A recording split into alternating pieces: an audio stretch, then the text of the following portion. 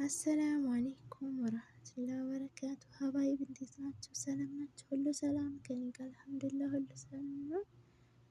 ኢንሻአላህ ዛሬ ደግሞ ክፍል 2 የሰለፎች አቂዳ እንዴት አለ ነበር የሚል ፕሮግራም ይዤላችሁ መጥቻለሁ። አበረታቱኝ። ሀሳብ አስተያየት በኮሜንት ላይክ አድርጉ፣ አዲስም ሰብስክራይብ አድርጉ ማለት ነው። የአቂዳ ትምህርት ማለት ምን ማለት ነው? የአቂዳ ትምህርት ግቡ ምንድን ነው? የአቂዳ ትምህርት ሌሎች መጠሪያዎች። ትዕዛዝ ትክክለኛውን መልስ ምረጥ ይላል። ጥያቄ 1 ኢልመል አቂዳ አቂዳ የእውቀት ዘርፍ ብሎ ማለት ነው። ሀ አቂዳ መሰረቶች የሚብራሩበት ነው። ለ በተውሂድና በተውሂድ ዙሪያ ያሉ ሀሳቦች የሚነሱበት ጥያቄዎች በመረጃ የሚያስረዳ የእውቀት ዘርፍ ነው። ሐመሩሃ የሱንም የሚጸረሩ ሀሳቦች መልስ የሚሰጥበት ነው። ሐመርሃ ማነው? መ ሁሉም መልስ በኮሜንት ፈልጋለሁ። ጎበዝ ተማሪ ይመልስልኝ ማለት ነው። ጥያቄ 2 ከተውሂድ ክፍሎች ውስጥ የመጀመሪያው ማን ነው? ሀ በአላህ ማመን፣ ለ ቁርአን መቅራት፣ ሐመሩሃ መጨረሻው ቀን ማመን፣ መ መልስ የለም። ጥያቄ 3 ኢማም ኢብኑል አብኢዝ የተባሉት ሐነፊ ስለ አቂዳ ትምህርት ሲያብራሩ ምን አሉ? ሀ አቂዳ መጽሐፎች ሲዘጋጁ ልክ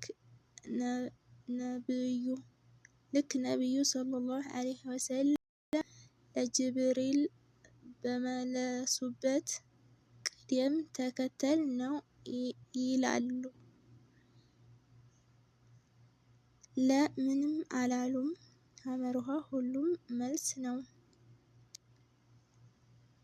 በኮሜንት መልሱን በኮሜንት ፈልጋለሁ ሀባይ።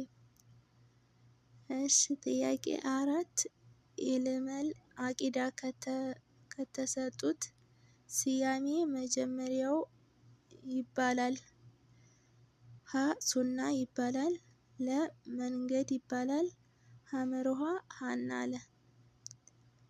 ጥያቄ 5 ኢብኑ ረጀብ ምን ይላሉ? ሱና ብሎ ማለት ነብዩና ሶሐቦቻቸው ከስሜትና ከማመንታዎች የተበቁ የሆኑት እና የነብዩ ሰለላሁ ዐለይሂ ወሰለም መንገድ ነው ይላሉ። ሀ እውነት፣ ለ ሐሰት። ትዕዛዝ 2 እውነት ወይም ሐሰት በማለት መልስ ማለት ነው። ላይም እውነት ሐሰት ነው። ይሄ 5 ቁጥር ማለት ነው። እሺ ጥያቄ 6 አሱና ወይም ኡሱሉ ሱና ብለው ከሰየሙ ታላላቅ ዑለሞች ኪታብ አንዱ ኢማሙ አህመድ ናቸው። ጥያቄ 7 ሶስተኛው የኢልመል አቂዳ ስያሜ ኡሱሉ ዲን የዲን መሰረት ነው። ጥያቄ 8 በአራተኛነት ለእውቀት ዘርፍ ከተሰጠው ስያሜ ተውሂድ ይባላል። ጥያቄ 9 የአቂዳ ትምህርት ዘርፍ ሌላው ስያሜ ፊቅሁል አክበር ታላቁ እውቀት፣ ታላቁ መረዳት በመባል ይታወቃል።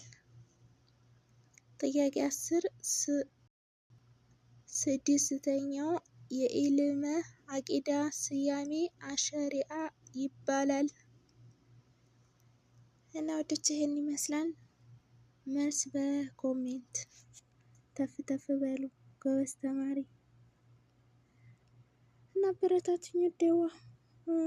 ላይክ አርጉ ኮሜንት ማስተያየት ስጡ ማለት ነው።